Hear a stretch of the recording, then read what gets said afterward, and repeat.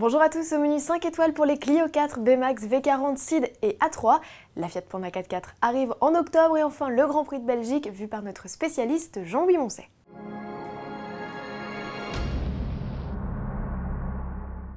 L'Euro NCAP a fait sa rentrée, l'Institut européen de crash test a publié les résultats de 6 nouveautés.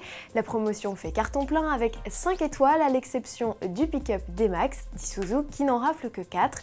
Le major de promo se nomme Volvo V40, la Suédoise obtient la meilleure note absolue pour une voiture. Elle bat également 3 records sur les 4 tests effectués. Mention spéciale donc au chapitre protection des adultes où elle obtient un score de 98% du côté de la sécurité des piétons où son airbag révolutionnaire lui permet d'obtenir le score de 88% et enfin en matière d'aide à la conduite où elle décroche carrément 100% de la note, une première.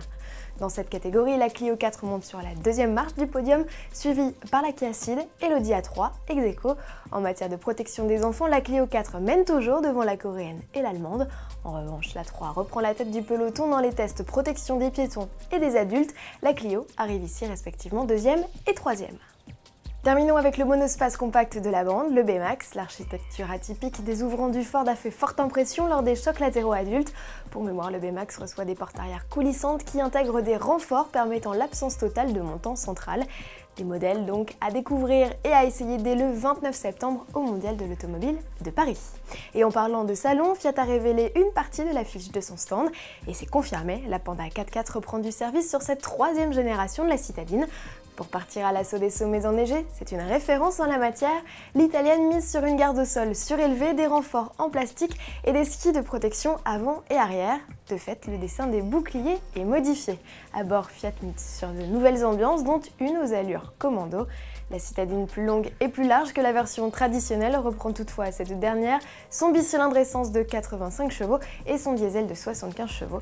Les tarifs devraient prochainement nous parvenir. Notez qu'une version trekking uniquement disponible en transmission de roues motrices sera également du voyage. La rentrée des classes, c'est aussi pour les équipes et pilotes engagés dans le championnat du monde de Formule 1. Théâtre des hostilités, la Belgique sur le majestueux tracé de Spa-Francorchamps. Lotus veut un podium, Romain Grosjean aussi, et la première place si possible. Alors que faut-il pour que l'écurie arrive à ses fins? Réponse avec Jean-Louis Moncey.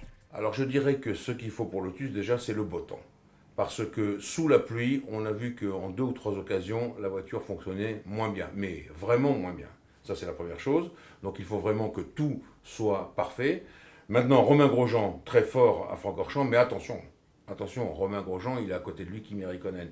Kimi Räikkönen, c'est probablement le meilleur taux de réussite sur ce circuit. Je crois que c'est 4 victoires sur cette course, plus de 50%.